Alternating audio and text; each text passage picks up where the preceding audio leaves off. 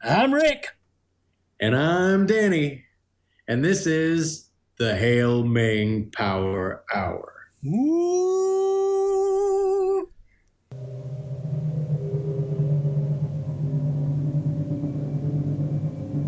Clytus, I'm bored. What plaything can you offer me today? An obscure body in the SK system, Your Majesty. The inhabitants refer to it as the Hail Ming Power Hour.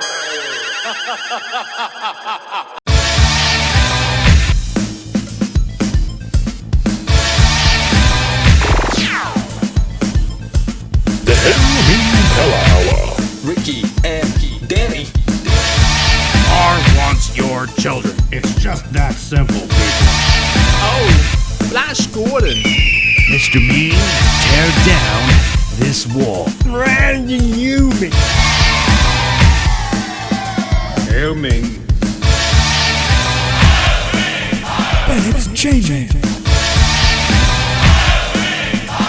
Shut up, Linda. Shut up. Will you shut up?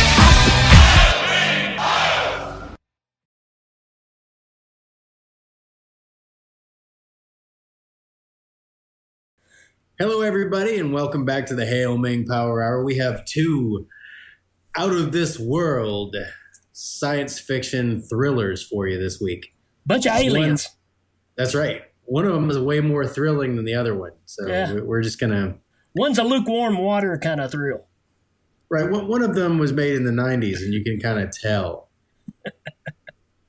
Just a little. Just a little. Not that the 90s were bad, just that the 80s were better.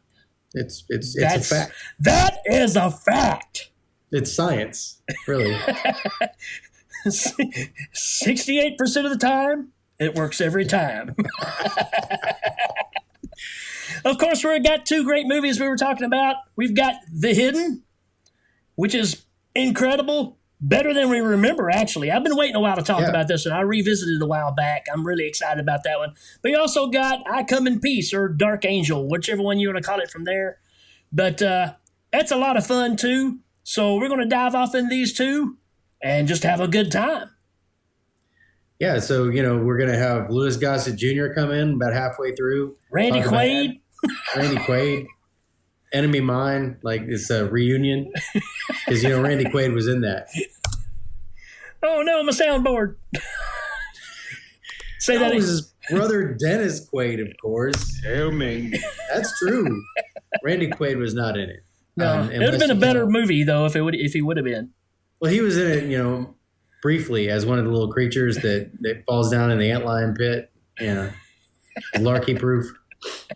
It's larky proof. Wait, we're not doing that. Getting off, yeah. We are going to cover Enemy Mine. There's no doubt about that. So just hold on to your hats on that one, folks. But we are going to talk about The Hidden in 1990s. I Come in Peace. I Come in Peace. We'll be right back after this. All right, everybody, welcome back. We're going to jump right into the 1990 classic, I Come in Peace. And I remember seeing this one back in the day. This movie made me terrified of CDs. Yeah, I still will not pick up a CD, won't get anywhere near them. I'm afraid that they have, turned their radio dial to station WKILL. So, it's a fun movie, and it's going to be a lot of fun talking about it. We're going to jump off into it. But to give us a synopsis for this iconic Oscar-winning movie. Hail Ming. It could have. In some country, sure. Oscar Mayer Wiener. Oscar could have won something. Here's the Oscar Mayer Wiener Award. All right. To give us a synopsis is one I haven't heard. I haven't heard this one. Is a crappy Jack Nicholson. Well, hey there, Sparky. Jack Nicholson here to talk to you about a movie called Dark Angel, otherwise known as I Come in Peace. The movie's about a G-man who infiltrates the Woodstock Festival of Music and Love in 1969, attempting to undermine the hippie movement by selling an LSD called Dark angel. It works out okay for him for a minute until they come on to his plan, and then a group of hippies beat him to death with a French horn. It's a brutal scene, worth watching. And you might not think that hippies carry French horns, but you'd be mistaken, because it's the truth, and you can't handle the truth.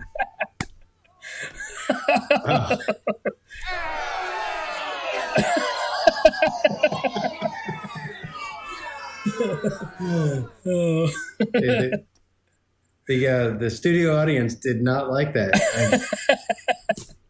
I'll have to tell Jackie. It's the French horn, man. I mean, that's what it is, because everybody knows hippies do not play French horn. We've established that already. So I think the movie and Jack Nicholson would make a difference. All right, man. Let's jump into this classic. Here we go. Why do we watch I Come in Peace? Well, one reason that you watch I Come in Peace is a trope that came around in the 80s. Action movies, and particularly action movies with a lot of death in them, that happen around Christmas.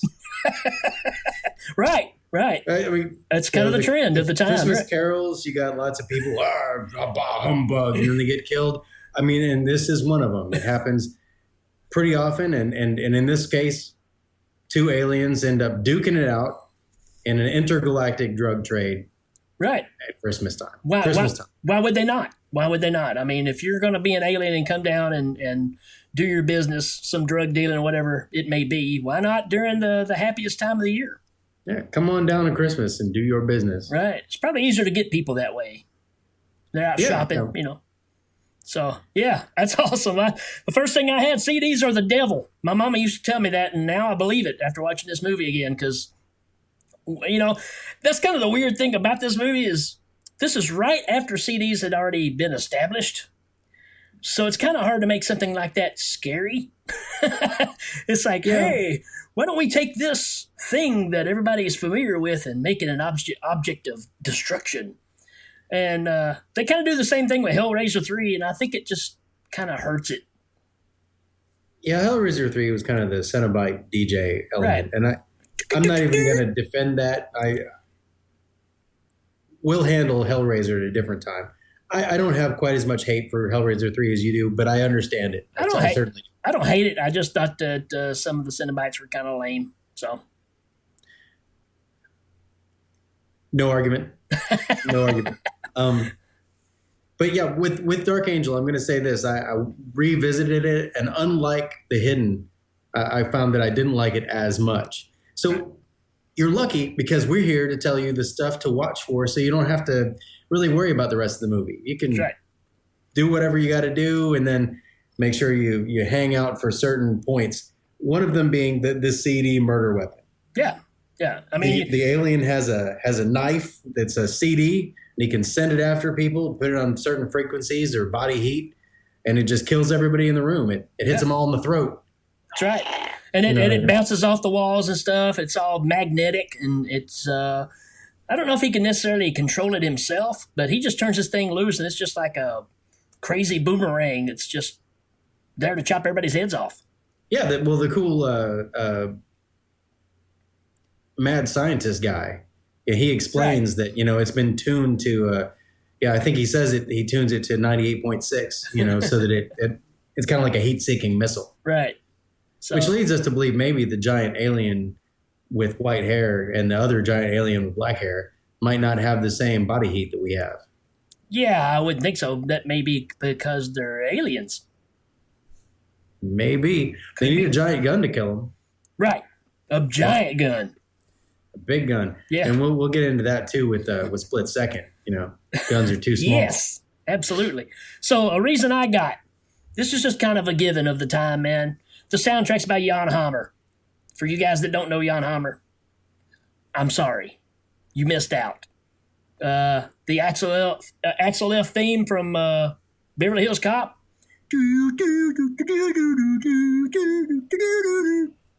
Jan Hammer. Yeah, I personally was not familiar with him, so I'm learning here. I thought it resembled the Big Trouble in Little China music a lot. It's very there synthesized. There were points in it where I thought it might have even been taken from. But synthesizers are synthesizers, and being what they are, they might just bear a resemblance. But I think there are a few tunes that might have gotten awfully close. Oh, sure, yeah. I mean, we haven't heard from Jan Hammer since, really, so there you go. Yeah, John Carpenter had him. Yeah, knocked off, yeah. So what happens when you rip off his themes, man. So any aspiring musicians out there, if you're going to try to rip off John Carpenter, not a good idea. Don't do it. Don't do it. Public service announcement for you, because we care. From the Hail Ming Power Hour. That's right. Okay, so like I said, we can save you a lot of time here. There's a premise in this movie. There's an alien that's come down. He's got weird alien weapons.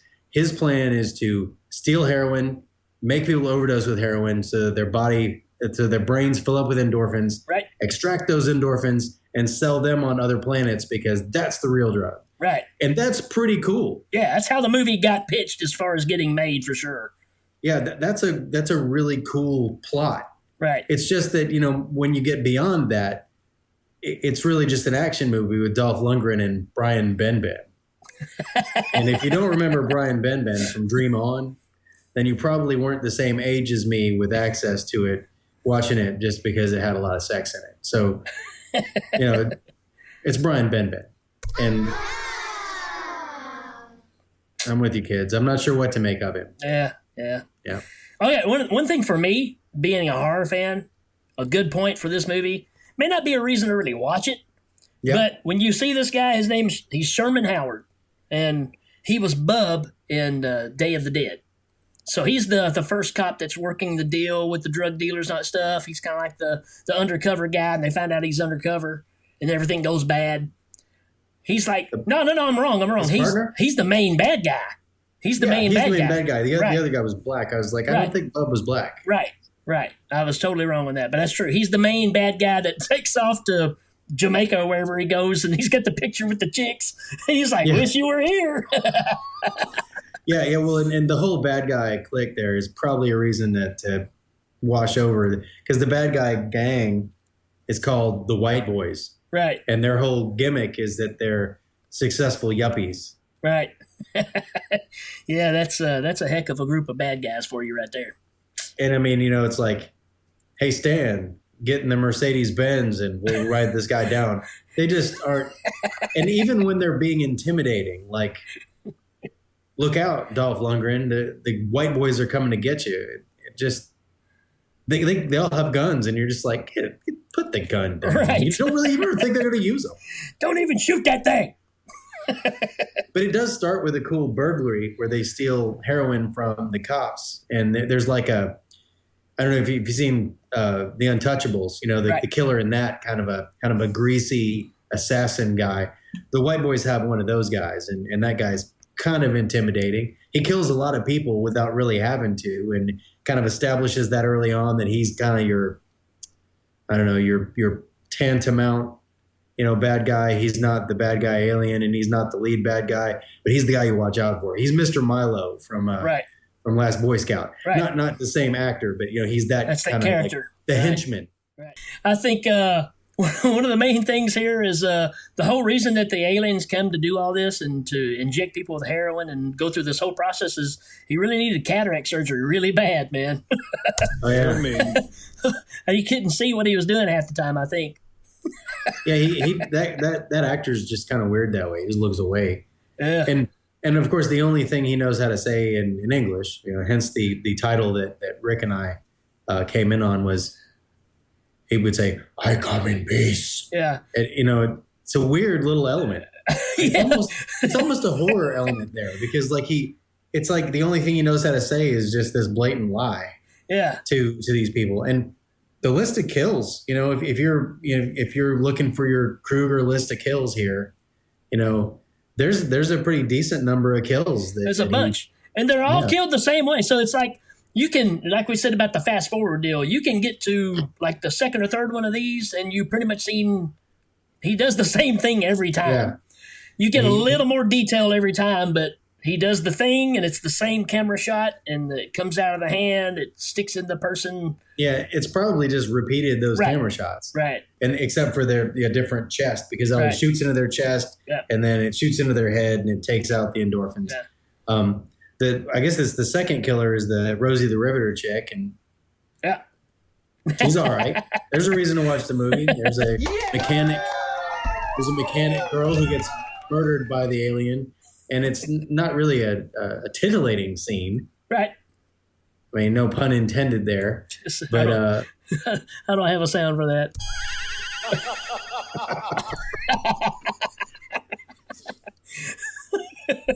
that's a good sound. What about this one?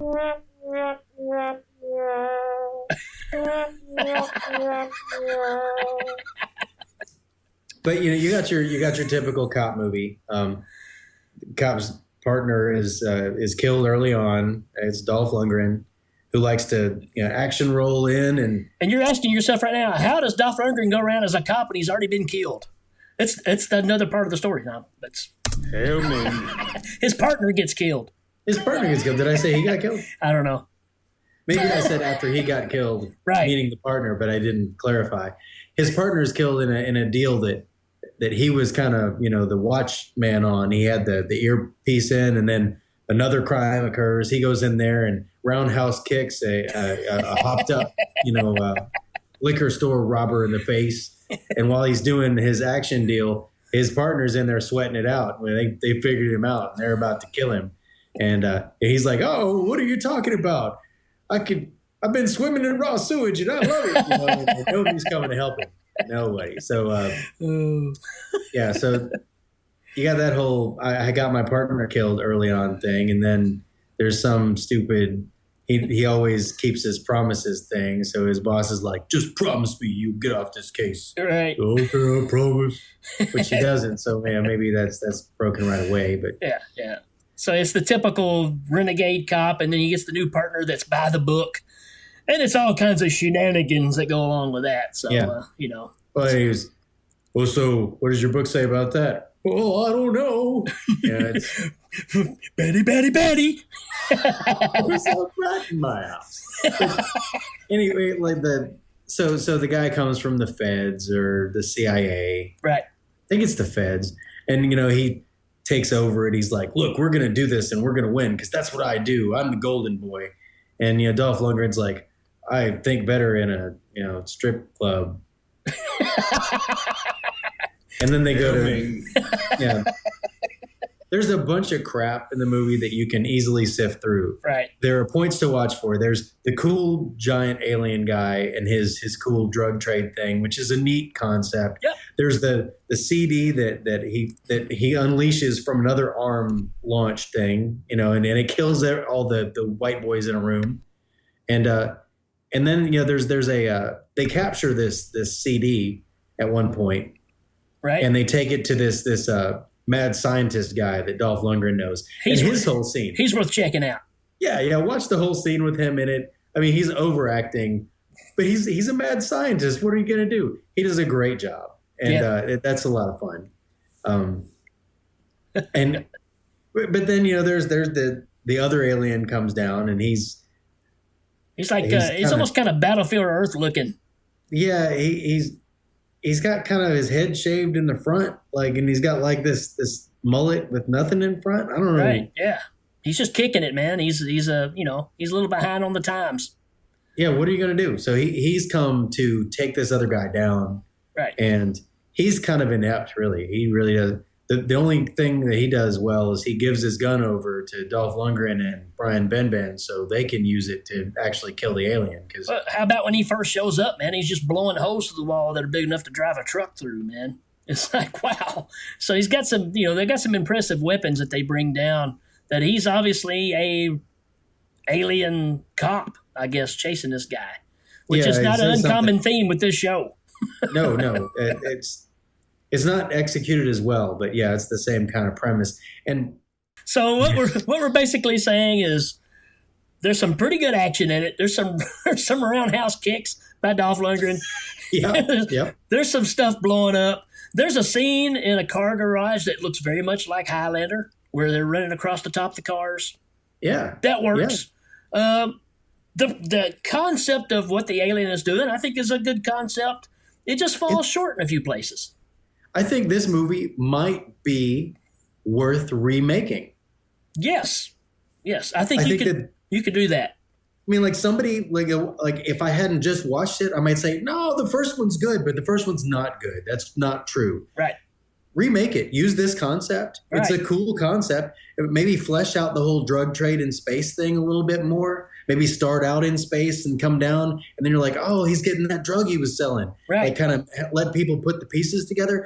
It's a cool concept. Right. It's got some great action. Yeah. Might need to be remade. I think it just falls into the category of not as good as it should be because of when it came out. It's right at the end, coming out of the 80s. You're getting into that 90s kind of funk of what happened there, and you're trying to pass technology that's already been established as a weapon. So I think those things just kind of hurt a little bit, but it's still fun. It's worth checking out. It's a good sit-down, popcorn, have a good time movie. Yeah. Walk in and out of the room. You're not going to miss anything. Right. It ends on a freeze frame too. I pointed this out. We were talking before. He's been promising his girlfriend, Dolph Lundgren's been promising his girlfriend a vacation the whole time, and he's like, "I guess we'll take that vacation." And then he asks the Fed, "What's your name anyway?" He's like, "My name's Harlan Smith," and he's like, "Your name's Harlan?" And then they all start laughing, and it just freeze frames, and the credits roll. It's like the end of an episode of Mask or something. It's like the end of every cartoon in the '80s. Right. And then the credits roll. Yeah. I'm glad we don't fall for things like that, man. I just hate that goofy stuff. It really is. I mean, we're very serious about our craft. And, that's right. And we know this movie inside and out. Just like the big dude who plays the alien, the big dude who plays the other alien. How Long's in there somewhere. That's right. So we hit all the high points. How long? Yeah. How long? You stretch him out long. He's also the high point. Awesome. I love the fact, too, that it all comes down to this abandoned mill that they run to fight the alien in, and they just blow the whole place up, and it seems like nobody cares. Yeah. There's also the whole, near the end there, they've got to come up with ways to get in there. So they get somehow he leaves behind the drug that he's been collecting. The most important thing he's got is like, oh, look, he left this behind. It's not on his wrist anymore. Then they show the alien. He's like, yeah, you dumbass. I mean, you're there for one thing. It's like if I just lost one of my shoes or something. It's like, where did my shoe go? I'm 8 miles away. How did I not notice it wasn't there? Right. Yeah. And so they chase the guy into the warehouse and they have the showdown there. They leave the drugs out there. He walks up like, huh? It's like even the predator knows when a trap that bad's about to be sprung. Oh. Or said he's the predator too. So. Right. That's what we're dealing with some guys that think "I come in peace" means something totally different. So yeah, it means give me your endorphins. Which, by the way, I when they were talking, they named the drug that's made of endorphins. I wrote it down. It's called Blarcy. All right, Blarcy. A priceless drug. You're going to watch for the kills because even though they're all the same, they're all good. pretty cool. Yeah, it's cool. It's a sci-fi thing more than it's a horror thing. So it's not about creative kills. It's about the sci-fi kill. And they did those special effects. They wanted to use them. Right. You're going to watch it for the CD killing machine. You're going to watch it for some roundhouse kicks and some action rolls and some sweep the room with the gun action. You're going to watch it for Rosie the Riveter getting, yeah, hats off to her. You're going to watch it for the whole cop drama between the by the book guy and the renegade cop, because you're not tired of that. I mean, who's tired of that? You're going to watch it for the big epic showdown at the end, and that's about it, really. Oh, and you're going to watch it for the crazy scientist friend guy. Oh, watch that whole sequence. That guy's great, and the fact that he insults the Fed guy repeatedly. Right. There's also like the beginnings of this whole like distrust of the government being like a major theme because the government finds out about it. Well, I mean, actually, it's not the beginning of it. It happened in Alien. The corporations want the alien for a weapon. It's the same thing here. The government's like, well, let's just not talk about this alien thing. It's very subversive, and the Fed guy has to figure out where he stands on that. Yeah, the whole twist there I thought was pretty interesting too, because Dolph even tells him, "Hey, when you go talk to this guy, here's what he's going to say, and you're going to be double crossed," and that's exactly what happened. So yeah, there was a lot of screen time that was given to that, which makes me wonder how much they thought was going to be Yeah. how important that was going to be. Right. Anyway, I think that there were a lot of good concepts, and it just fell into it fell into a 90s action movie. Right. And so it could only be as good as it could be. That's the only crime that I can think that it's guilty of is just when it came out. I think the concept is great. It just wasn't executed as well as it could have been. That's pretty much it. Would I recommend watching it? Absolutely. Check it out. If you haven't seen it, check it out without a doubt. And I do think early on when we talked about doing this, we had a couple of people come on Hail Ming and say, "Really, Dark Angel? That's or I Come in Peace." It might have been the first time I heard it called Dark Angel, and I was like, "Yeah, Dark Angel. It's a great movie." Sure. Now I'm going to tell them right now, they might have been right. It might not have been worth revisiting as high up on the list as I thought it was. Right.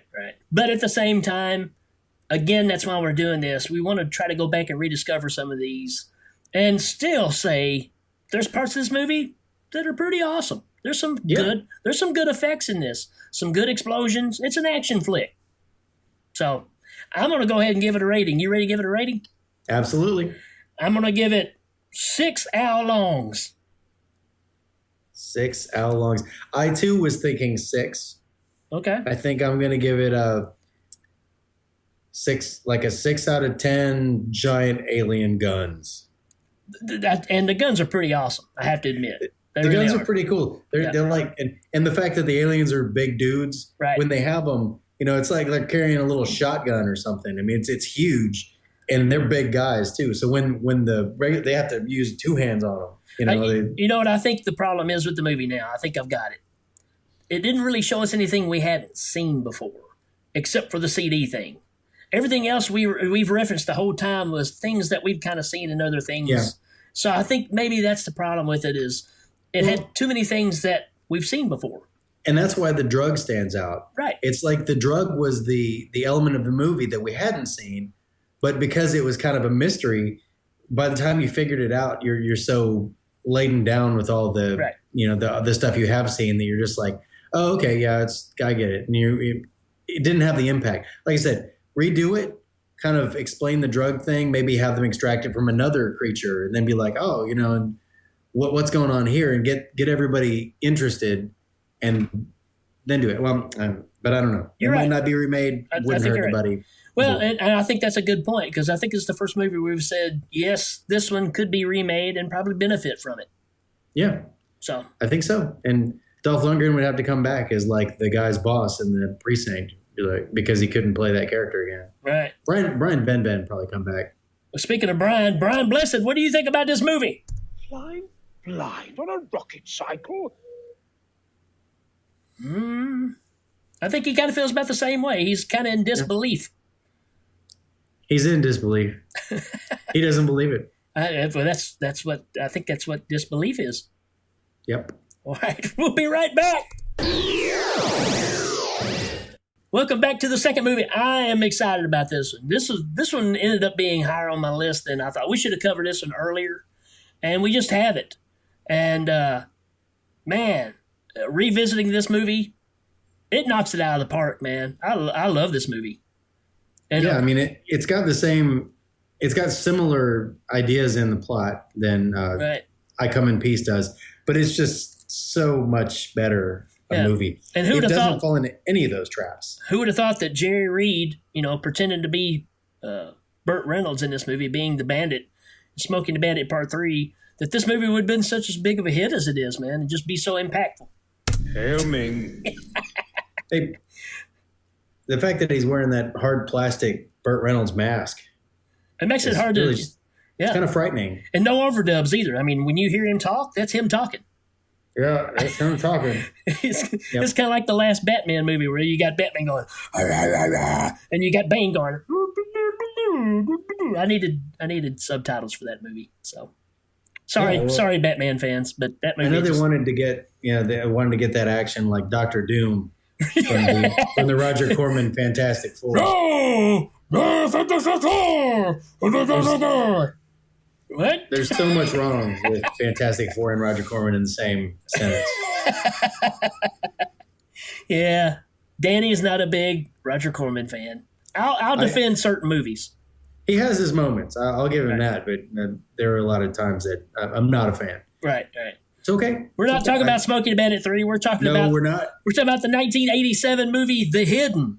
The Hidden. Right. Not part 2. There's a hidden part 2 that don't waste your time because it suffers from the same problem the other one had that we just talked about. Is it was made in the 90s, so it just falls short. But this movie, man, this movie rocks like a hurricane, man. It's awesome. And again, you forget how good it is till you go back and visit it again, man. It's really, really good. And we have a synopsis for this one. And to give us a synopsis is a crappy Crocodile Dundee. Well, g'day. Crocodile Dundee here. And I'm here to talk to you about The Hidden. The Hidden is a story where a group of kids go out to play a game of hide and go seek. One of the kids is never found. Years later, the boy turns up in a swamp full of crocs. He's learned their language, and he's sending the crocs to go kill the other kids so he can finally win the game. That's a great movie, and we hope you enjoy it. So fair dinkum, and g'day. Crocodile Dundee. Yeah. I thought he was done. I think he thought he was done too. When you got the fair dinkum g'day, what is there to add? Oh, man. Andy Blockley did a really good job on that one. Congrats, Andy. I barely caught the British accent, as opposed to the Aussie. All right, man. Rip away. Why do we watch The Hidden? All right, I'm going to give you something that I pulled out of the first several minutes of it, and here's a good opening statement. So, the rap sheet of Mr. Dupree from the hospital. The detective says, in 2 weeks, he's killed 12 people, wounded 23, stolen 6 cars. He's robbed 6 grocery stores, 6 jewelry stores, 8 banks. He's killed 6 people with a butcher knife, 2 of them being kids, and a candy store. He didn't cut up a candy store with a butcher knife, but he robbed a candy store. Yeah, I mean, and that's what the guy's done in the last 2 weeks. That's a vacation if I've ever heard of one. Yeah, so there you go. Mr. Dupree's crime spree is the first reason to watch it. And when you're watching this crime spree in action, it's marvelous. It really is, man. From the opening credit, I mean, the first thing I got, it just said the opening sequences, man. Because I can't think of a movie before this where you saw the security camera do what it does in this one. Yes. Where he's in the bank and you see him just kind of walk up nonchalantly and just starts blasting everybody. Takes the money, smiles at the camera, blasts it, runs out, jumps into a Ferrari, cranks out some heavy metal. I mean, this has got me written all over it already. Shooting people, stealing money, fast car, heavy metal. I'm in there. That's me. That's what I do every weekend. That's how I met you. I mean, come on. So, and then he takes off running from the cops. He's jamming out the whole time. He's just rocking in the car, speeding like crazy. Great car chase scenes right here, man. And it just keeps going. And then they barricade him. And then he just decides, yeah, I'll drive through the park. I do love it. At the end, they have the roadblock set up for him. And it's the first time you ever see the guy flinch. He looks and goes, like for the first time you get a reaction and you're like, wait, who is this guy that up until now he hasn't given a crap? He just hit a guy in a wheelchair with a car and threw him up in the air, man. So if you don't watch, well, let's just face it. If you watch the first 5 minutes of this movie, you're going to watch this movie. It's just that simple. It's that simple. It's just slams, man. It just keeps going. And like he says, when they sit at the roadblock and he finally decides, this may be some trouble. Because they've already shot his car up, shot him 4 or 5 times. He just keeps on ticking, man. And that's Dupree. I mean, that's the first time you're introduced to this character. Because, the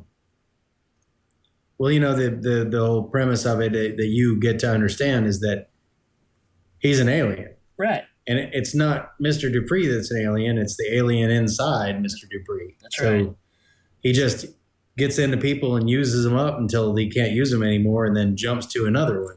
I'm looking at you, Friday the 13th. Yeah, yeah. And well, and I was kind of stricken by the similarity to the first Men in Black too, with Vincent D'Onofrio's character, being a hick that goes down to look at it, and the bug occupies his body. Right.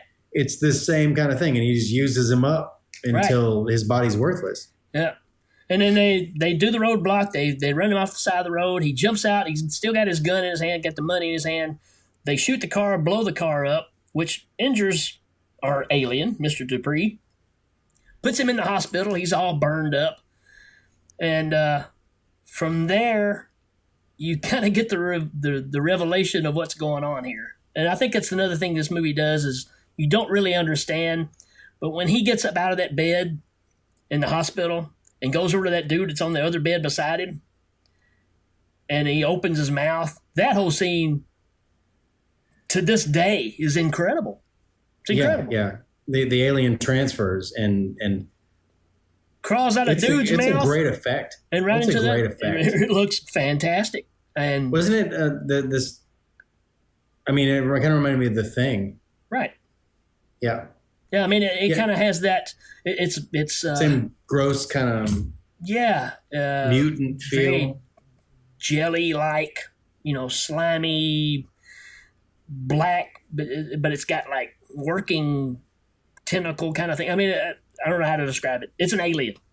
From the point that you see it on, when you see the body that it's in, you kind of have to wonder where all that stuff is in the body making it work. Right. It gives you kind of something to for your brain to chew on while you're watching the movie, which kind of like in the other movie we went through, that one tried to do a little more of the mystery thing. This shows you the right stuff to make you wonder what's going on, to make you want to see more. Yeah. So that's the first 8 minutes of the film. So 8 minutes in, all this stuff has already happened. That's how much is thrown at you in this movie, and it doesn't let up, man. This movie just keeps pounding you. Keep pounding you like an alien that's listening to heavy metal on a vacation Earth. What is he there for anyway? Like, unlike the first movie where the alien's there on this mission, that's kind of the whole cool thing about it. Don't really know why that alien's there other than he's on the run from another alien. Right. So apparently he's done some bad things where he was and had an escape plan, and it just happened to lead him to Earth. I think he's probably been planet hopping. Yeah. And in this one, he felt like he probably could get away with more, I guess. And but yeah, I mean, it's just another concept idea. It does what I Come in Peace does, but better. Yes, absolutely. Yeah. Another reason I've got to watch the movie is Detective Sanchez. Oh yeah. Who's Richard Brooks? Yeah. He was in Firefly. He was in G versus E. Yeah. He's an African American actor, and he's awesome in this. Like he gets a little bit more than a supporting role, just a little bit more. Yeah. And I love the fact that it's like in the second act, he shows up and says, and somebody says, "Hey, what's that you got?" He said, "It's a flamethrower." Man, these gangbangers get all kind of, and if there's a flamethrower that shows up in Act 2, it's going to go off. That's right. Yeah. I love pretty much from the opening scene and when the alien gets into the guy that's got the heart condition. Yeah. Everything that guy's in, I absolutely love. Him sitting at the restaurant with the jam box, got it cranked up. He's eating. He's like banging on the table while he's eating and just bothering everybody in the restaurant. They're all looking at him. Yeah. Then he just sees, the guy drive down the road in the car, and he just takes off. I'm going to go get the car, And not only does he leave without paying, and they don't care because they're just glad to be rid of him, but also he just takes off running down the street. Like he's this 55-year-old guy, has a heart condition, wearing a suit, and he's just running down the street like the best way to get this Ferrari is to chase it. So to back it up a little bit and tell you about this alien, and of course you heard him do the rundown of what the guy did to Pre earlier, and it's all about they just take whatever they want. If they want something, you've got it. They'll kill you. They'll take it. Right. They like and fast this guy cars, likes Ferraris. fast cars, loud music. He gets the jam box because he goes into a music store and just decides he wants it. Dude tries to club him. He kills the guy, takes whatever CDs he wants. The record store guy comes up to him because he's just pocketing tapes, cassette tapes, not CDs. Yes, on movie. I need this till Tuesday. Also need this boat thrower. And he's putting it all in his pockets. And the guy says, "Hey, I'm talking to you, Wang." I like that. I wrote it down because I was like, "Oh, that's talking to you, Wang." But the guy pulls out some kind of a billy club or something and goes to whack him with this sap. And of course, the alien just takes the first hit and wrenches it from him and then just beats him to death right there. And then he walks down the street because he doesn't really have to worry about it. That's the thing is he doesn't have any repercussions. And even if he did get shot, it wouldn't kill him until it did enough damage, Right. So then he chases the guy in the car, and when he gets to the dealership, that scene's fantastic. I want this car. Hey, buddy, I'm buying the car. Keep your hands off of it. I want this car. I need the keys. And you had the bodyguard to come out and push him around. He pushes him around. Then he basically grabs dude's face and just starts shooting him in the stomach with the gun. Right, because it turns out this guy that had the heart condition was also an arms dealer. So, he went back to the office, got a bunch of guns, and took care of business. Lucky you. But he shoots that guy, and then he goes into the back where another note I've got is where they're tooting blow out of a tiny Ferrari. Right. Yeah. Got it all laid out there. They're cutting it with a charge a card. Anyway, I know they're stupid little things. That's just the thing. It doesn't have to have all that because it's a good movie anyway. Right. But like all these little things are amusing little things I noticed. And you got the knock at the door, and he opens up the door, and the bodyguard falls in. And he just steps in and goes, "I need the keys." Right. And they give him the keys, and he just says, "Thank you." And then he just shoots both of them. He didn't even have to kill them, but he just did because he's. Well, why not? Right. Yeah. I mean, he really basically looks at all the people here as just bugs. Right. He's just squashing them. There's a sequence where Kyle MacLachlan goes home with the detective. He says, "Do you want to come to my house for dinner?" And he meets his daughter, who kind of gives him a knowing look. And there's a little weirdness there with that because Kyle MacLachlan is an alien, but he isn't the same kind of alien. Yeah. And all of his interactions with people are kind of on the other end, where they're not like brutal, basic interactions. They're these ethereal, like he says things to them and they don't understand what he's talking about. Right. But yeah, he plays kind of the opposite end of the spectrum. Right. He's the lawman who's after. But he still likes to drive fast. I mean, so when they get so here he is. He's the FBI agent, and you got this cop that's being teamed up with him, and they go says, "We'll take my car," and they get in a brand new Porsche. Yeah. And he's doing 90 down the street. So you're already being given some hints here of, Right. And the other guy likes Ferraris. He likes Porsches. And he says, I've got a, how much do you think they're like? These have got to be expensive. And he's like, I don't know. I stole it. Well, can I ask how much it costs? Like, okay. He was driving. How much does it cost? I don't know. Well, what did you do? Steal it? Yeah. Yep. I mean, it's almost Starman type. It's almost Starman. They're both kind of like that, because the next scene I was going to bring up is when the guy in the red Ferrari is driving down the street and he sees the guy picking up the chicks. So he tries to do the same thing, and it just doesn't work out for him, And he even pulls out the gun like he's going to shoot one of them because they didn't do what they did with the other guy. And, right. He's just trying to play out these base instincts. He's already killed stuff, and he's had loud music, and he's driven fast cars, and now he's like, hey, what's this woman thing about? That's probably pretty good. Right. That's where he ends up going to the arms dealer. That's where he ends up going back to the shop because that's when you get. Yeah, he goes through his wallet. Right, and then the tentacle pops out of the arm, which still looks fantastic, man. All the alien effects in this look really good. Yeah. And again, it's so visceral. He tapes his arm back together, and it's another one of those effects where it doesn't have to be good. It's already got you cringing. Right. It's done so well, man. It looks great. And what does he do? Just throw some duct tape over it. It'll be fine. Right. So moving on, reasons to watch this movie. I mean, I don't want to go through the whole plot step by step, but this alien's just going through doing whatever he wants. And every time he's on the screen, you're just riveted to what he's doing because he doesn't care about laws or people or rules or anything. He just does what he wants to do. And it's hypnotizing. Right.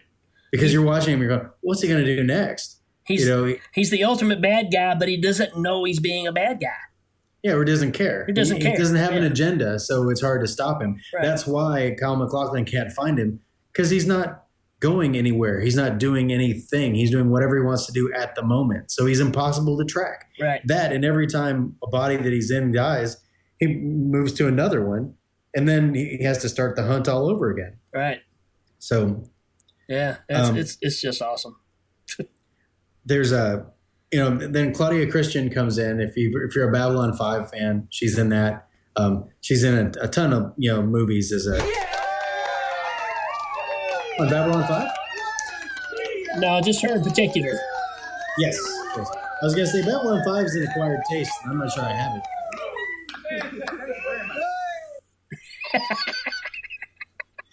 But Claudia Christian is a stripper in this, and.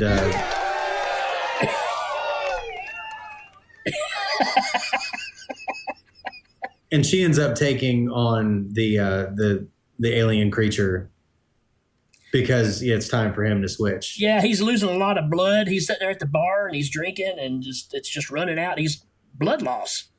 So I think he's gonna go there to have sex with her, but he decides instead to swap into her. And then there are some people who he's trying to kind of lay low getting out of there because nobody knows they're looking for a stripper. They think they're looking for this guy with the heart condition. That's right. Who's been wreaking all this mayhem everywhere. And he gets a little ways down or she does. And some guys are like, hey, baby. Hey, you like cars, baby? I got a car over here. You want to go check it out? Yeah, baby. Was that you? That was me, man. I had my little... I'm trying to think what the jacket was. It's almost like a Firebird jacket or something. Oh, whatever it was. It's those classic 80s racing jackets, man. Everything about that guy sucked. But, so then there's one of the, being a kid at that point, there's one of the scenes I remember because, she does the guy in the car. And at first, it's kind of if the car's like rocking, don't come knocking. Yeah. It's hey, what are you doing? And I don't know what she does to him, but she screws him to death there in the car. Yep. And then, kicks him out the door and takes off in his Cadillac. Car. That's right. She doesn't like the Cadillac. No, not as well. Too much of a boat, Right. Then she gets pulled over by the cops and she comes out and does a little flit, like a skin flash kind of thing at them. They're like, oh, hey. And then she blows them away, right? Yeah, she's got all those weapons from the guy who was the arms dealer. She's got a big duffel bag full of assault weapons.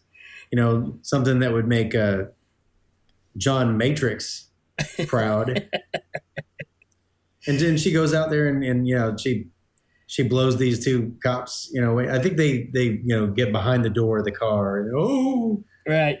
It's not your regular Saturday night, or they say something easily that hokey. Batty. But then there ends up being a showdown in a mannequin factory, right? The Neptune mannequin factory, where Kyle MacLachlan and the detective, and it very easily could have ended here, right? And right. They chase her all the way up. She shoots at them, they shoot at him. That everybody's getting, and they shoot her full of holes in the roof of this building, right? And then it's time for Kyle MacLachlan to take out his little alien gun. He's got a little noisy cricket alien gun that he's gonna use to kill, but he can only shoot the alien when it's out of the body because it doesn't do anything to the flesh of humans. So he's got to wait for the body to be damaged enough that it has to jump out, and it's waiting. and then she jumps off the roof of the building. Right. So, I mean, normally a movie of this caliber would end right here. You're right. Because his partner's hanging off the edge. He's about to fall to his death. You're shooting the bad person. They fall off the roof. You go and save your partner. You pull him up. But guess what? That's not the end, folks. You're maybe at the halfway mark in this Joker. A Dark Angel, they would have just had a freeze frame while they were laughing, and it would have been over. But we're talking about the hidden. That's right. So in the hidden, and this was the part, to be honest, I had forgotten that it continued on from here. Yeah. Because at that point, it jumps into a dog. Right. And the dog is the dog of the chief of police. Lieutenant Masterson. Yeah. Yeah. So, at this point, they decide to arrest Cal McLaughlin and put him away because there's just some weird stuff going on here. You're not getting any answers. Right. They're also finding out that he's not who he says he is. Yeah, he's not really an FBI agent. Right. So there's all these things are just not adding up. So in order to keep people safe, let's just lock this dude up for a while. Well, I've got here, reasons to watch the movie from this point on. You got the Neptune factory mannequin thing with the showdown is good. And then I've got dog attack because Lieutenant Masterson gets attacked by his dog.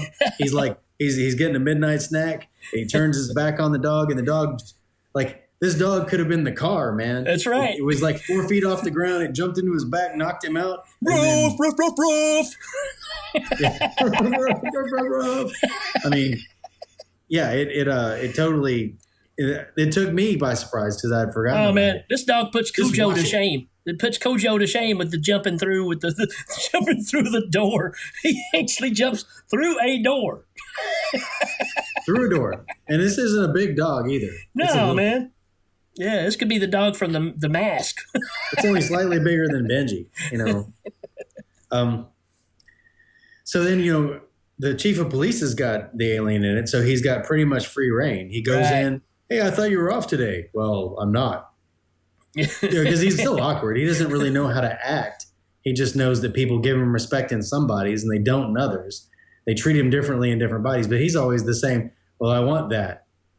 Give me that. And sometimes he says it and people give him stuff, and sometimes they don't.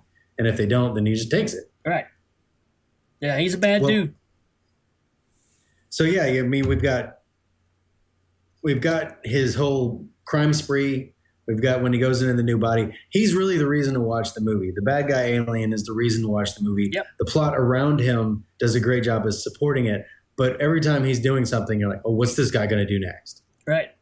He's in the dog now. What's he going to do next? Right. And the lip licking thing, man. Every one of them do it. It's just a sign that the alien is in there. Even the dog does it. So that's pretty interesting, What a weird little thing to give you there.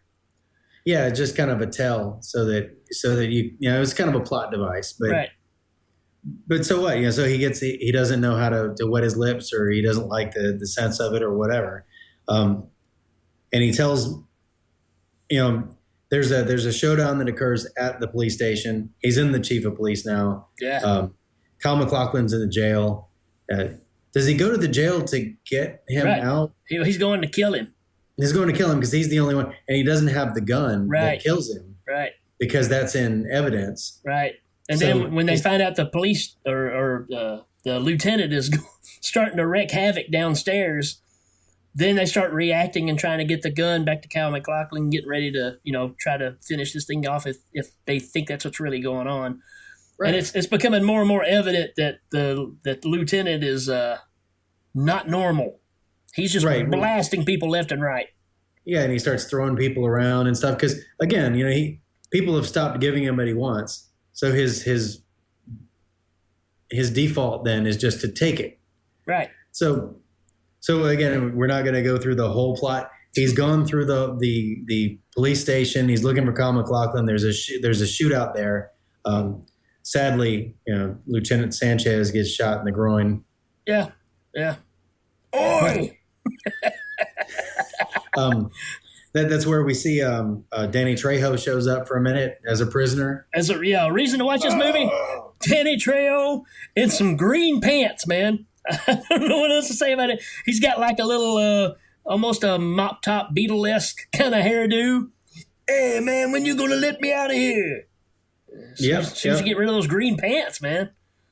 Danny Trejo needs to take his pants off. You heard it here first, people. Hail Ming.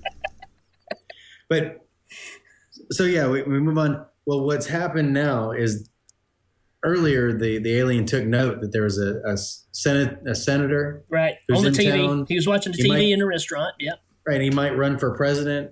And he says, "Oh, he kind of like something snaps on him. He's like, well, if I get into that guy, he's got security around him all the time. He gets what he wants. Yep. I'll go in and get into that guy." So he gets into the police, and he gets into one of the detectives that's on the security detail, and he gets in there to get after the senator. Right. And this is where things get kind of weird too. Right. Because they lock down the senator, the guy gets in there, and then one of his aides is hiding in a closet, and she sees what happens. Right. But she's still being his aide. Right. She probably doesn't know what else to do, but like it's just a weird little thing that she saw it happen, and she didn't say, hey, come here. Probably because she thinks people would think she was crazy. Right. Or maybe she didn't, because she was looking through the slats. Maybe she didn't see everything. Maybe she just saw what we saw with the camera, which is the body walking up to this body, and then it stops. And then he kind of dies, and of course, all the cops are like, well, he's dead. I guess it's over. But we've learned to know better. Also, to kind of keep from building too much on this, but there's all kinds of familiar faces you're going to see all through this. Ted White's in there, who's Jason and some of the Friday the 13th stuff. 4 actually, but just several faces you're going to see at this point that you've seen in tons of movies. So just be looking for those guys. Yeah, definitely. And I'm not trying to wash over any of that, but we are giving you reasons to watch it. We want you to watch it, right? Because you're going to enjoy it. I wasn't sure I was going to. I knew I liked it, but I didn't realize how good a movie it was. The movie is solid. Yeah. Well, and this kind of could be I'm wondering if this is going to be how the Trump campaign ends, to be honest. Like he's up there and they're like, well, the senator's just been through some traumatic experiences, and he stands up, and he kind of, I want to be president. And they're like, oh, all right. He wants to be president. Isn't that cute? And then Kyle MacLachlan runs in the room with the flamethrower. And hoses him up and down with the flamethrower. He's on fire. And then the slug jumps out of his mouth, and he shoots it with the little thumb silver thing, and it explodes. The slug jumps out of this guy's mouth and explodes in front of everybody at the press. The thumb silver thing. I like that. The thumb silver thing. I hear a commercial coming for the thumb silver thing. Thumb silver thing. For when you have alien problems and don't know how to handle it. I want to be president.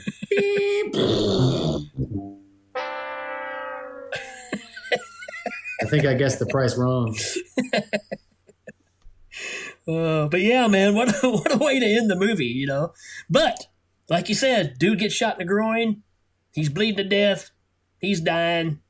He's laid up in the hospital. Kyle MacLachlan goes to visit. And he's got feelings towards the family, which we skipped all this stuff before. But it's got a kind of a surprise ending. I don't want to give too much away, but you need to check it out, man. I can't say it enough. This movie rocks. It is a great movie.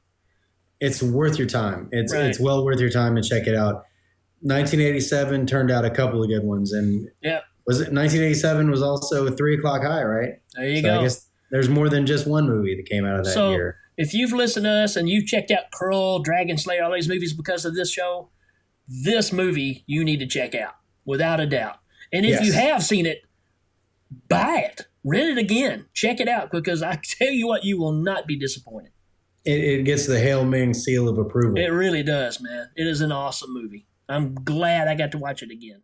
I'm going to give it 55 silver gun thingies.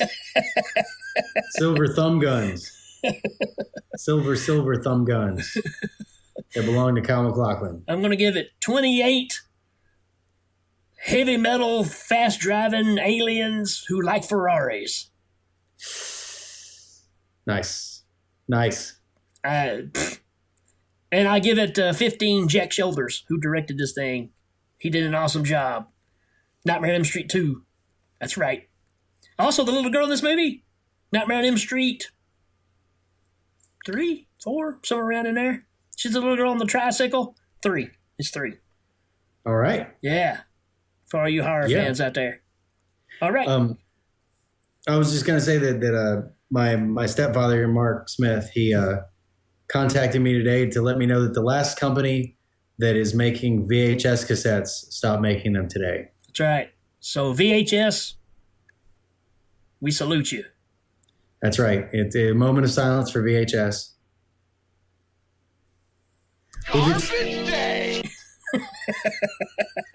The garbage day. That's appropriate. We'll do a little. What about this one? How about this? Thinking of Stop you. eating my sesame cake. Stop eating my sesame cake! All right, everybody. We're so glad that you hung out with us again. We love covering these movies, man, having a great time. And one thing that really bothers us, I know Danny and I both appreciate this person so much. We grew up with Kenny Baker. And, R2-D2, even though you couldn't really see Kenny Baker a lot, he's R2-D2. And we just covered him in the last episode in a movie, in Time Bandits as well. So we're just really, really heartbroken that we keep losing our heroes left and right, man. It's starting to scare us a little bit. Yeah, 83 years old. He definitely didn't pass away after a long life, and we hope it was fulfilling. But we certainly don't want to keep covering movies where we find out right after we cover them that people pass away. So we might start looking into movies where people we don't like are the stars. Brian Ben? I could take him or leave him, I guess. We got Danny Trejo in there, though, man. We can't have that. Well, there are a lot of people in these movies I like. And Brian Ben, if you want to become a fan of the Hail Ming Power Hour, that'd be great. Yeah, we'll take it. I don't have any problem with you. Yeah. Like I said, Dream On, really thought that show was okay.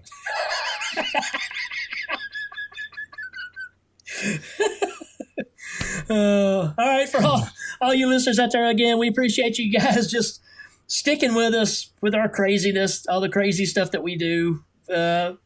It's a great time just for me and Danny to get together and just shoot the breeze, man, and just talk about these things we love or things that we don't love, and or discover that we don't love that we thought we did. So you can take all those and just wind them up in a little ball. It's all those things together.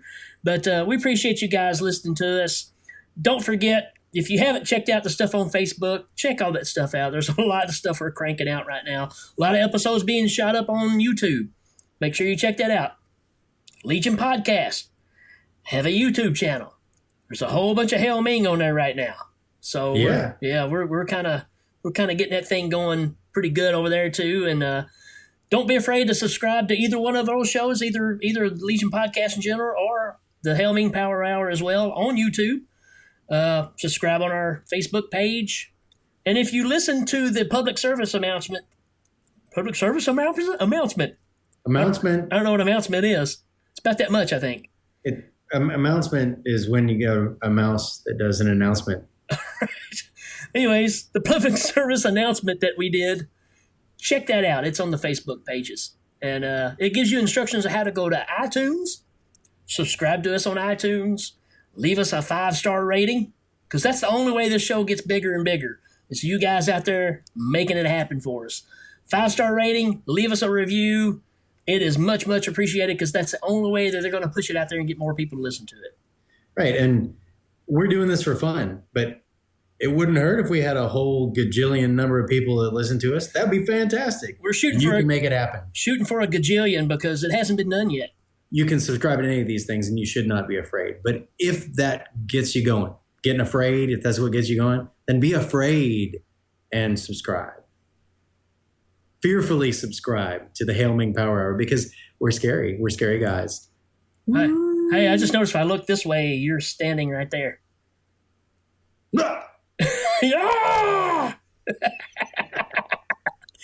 Oh, take it easy, people. We'll see you next time. Adios.